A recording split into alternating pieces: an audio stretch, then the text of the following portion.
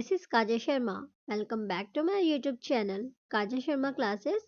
आज की वीडियो में हम डिस्कस करने वाले हैं सोशल स्टडीज का लेसन प्लान, जिसका टॉपिक रहेगा मौर्य साम्राज्य।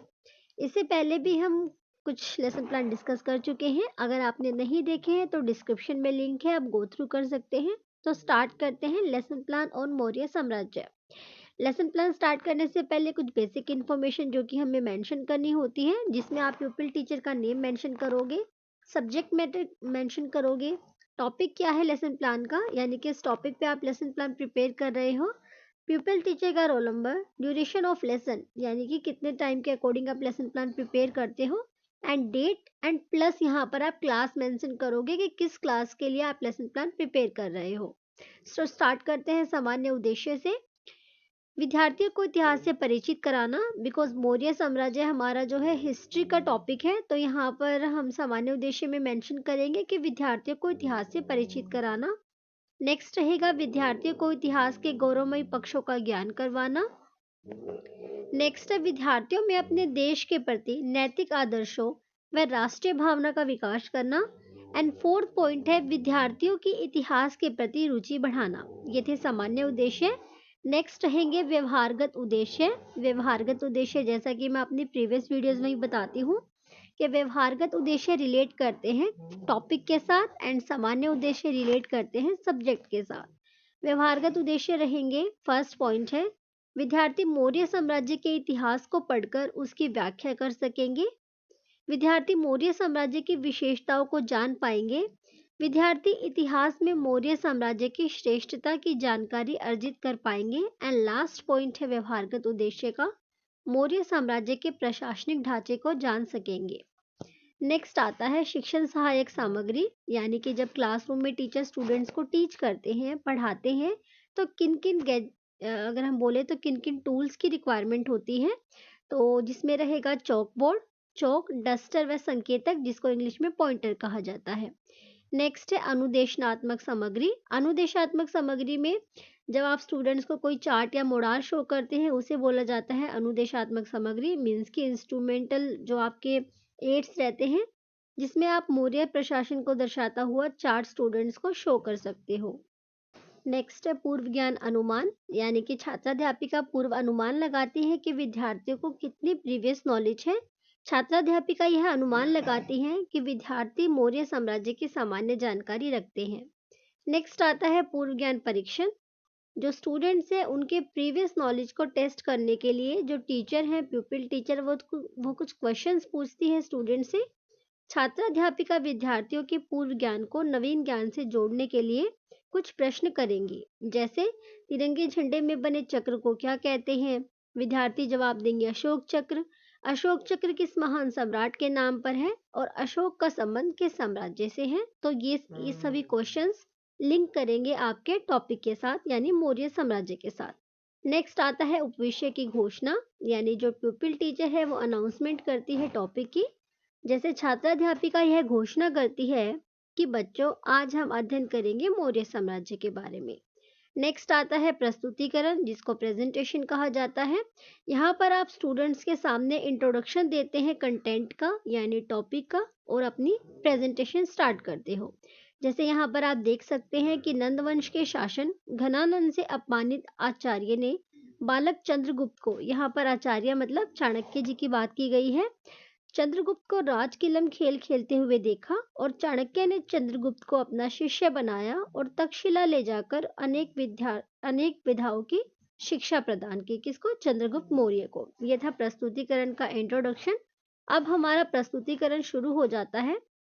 जब भी हम प्रस्तुतिकरण करते हैं लेसन प्लान का, उसमें 4 कॉलम बनाए जाते हैं, जिसमें पहला रहता है शिक्षण बिंदु, दूसरा रहता है छात्राध्यापिका क्रियाएं, और तीसरा होता है विद्यार्थी की क्या क्रियाएं हैं, और फोर्थ एंड लास्ट कॉलम होता है चौक बोर्ड क्रियाएं।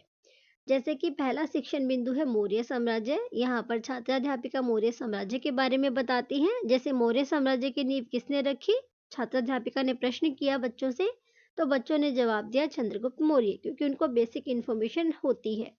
इसके बाद छात्राध्यापिका यहाँ एक्सप्लेन करती हैं, व्याख्या करती हैं कि मौर्य साम्राज्य की शुरुआत कैसे हुई थी।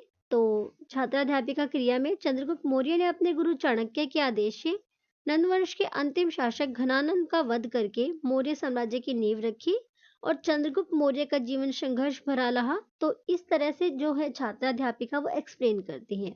यहाँ छात्र क्रियाओं में यानी विद्यार्थी क्रियाओं में क्या होगा, विद्यार्थी यहाँ पर ध्यानपूर्वक सुनेंगे और मुख्य बिंदुओं को अपनी उत्तर पुस्तिका में नोट करते हुए चलेंगे।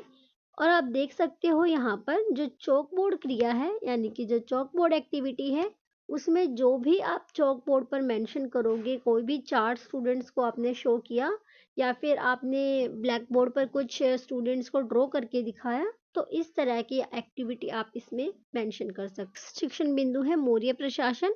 यहाँ पर छात्राध्यापिका बताती है कि मौर्य साम्राज्य की जानकारी हमें दो सोर्सेज से मिलती है, जिसमें फर्स्ट है मैग्नेथीज की इंडिका और चाणक्य की अर्थशास्त्र नामक पुस्तक में हमें मौर्य साम्राज्य का वर्णन मिलता है। यहाँ पर विद्यार्थी क्रिया में विद्यार्थी ध्यानपूर्वक सुन रहे हैं और यहाँ पर चौक बोर्ड क्रिया में छात्राध्यापिका विद्यार्थियों को मौर्य प्रशासन ड्रॉ करके बताती हैं, यानी कि मौर्य प्रशासन एक हेडिंग डालकर बताती हैं। इसके बाद आता है क्षेत्र विभाजक साम्राज्य, यानी कि उस टाइम पर यानी मौर्य पीरियड के टाइम पर किस तरह से प्रांत बटा हुआ था। क्षेत्र विभाजक साम्राज्य प्रांत में और प्रांत जनपद में बटा हुआ था, यानी कि पहले प्रांत यानी कि पहले राज्य था, राज्य के बाद जिला आता था जिसको उस टाइम पर जनपद कहा जाता था, और उसके बाद गांव और गांव के बाद परिषद आती थी। राजा व मंत्री परिषद व साम्राज्य चलाते थे। राज्यपाल प्रांतीय व्यवस्था का प्रमुख होता था और जनपद को स्थानिक देखता था, यानी जो जिले को देखता था उसको स्थानिक कहा जाता था। तो ये सारी इंफॉर्मेशन, ये सारी व्याख्या, सारी एक्सप्लेनेशन जो छात्राध्यापिका है वो विद्यार्थियों को देती हैं। विद्यार्थी यहाँ क्या करेंगे, मुख्य बिंदुओं को अपनी उत्तर पुस्तिका में नोट करेंगे, या फिर हो सकता हो कि विद्यार्थियों की कोई डाउट या कोई क्वेरी हो तो वह यहाँ पर कुछ प्रश्न भी पूछ सकते हैं। यहाँ पर जो छात्राध्यापिका है उन्होंने यहाँ ड्रॉ करके दिखाया हुआ है कि पहले प्रांत होता है, प्रांत के बाद जनपद आते हैं, जनपद के बाद गांव और गांव के बाद परिषद आती है। यहाँ पर ग्रामीण व्यवस्था के बारे में बताया हुआ है कि ग्रामीण गांव की समस्या की समाधान करता था। ग्रामीण बोला जाता था जो गांव की समस्या का समाधान करता था। नगर 6 भागों में बटा था मौर्य साम्राज्य के टाइम पर, और प्रत्येक परिषद में 5 आयुक्त हुआ करते थे। ये छात्राध्यापिका विद्यार्थियों को बताती हैं। उसके बाद आता है कलिंग विजय के बारे में।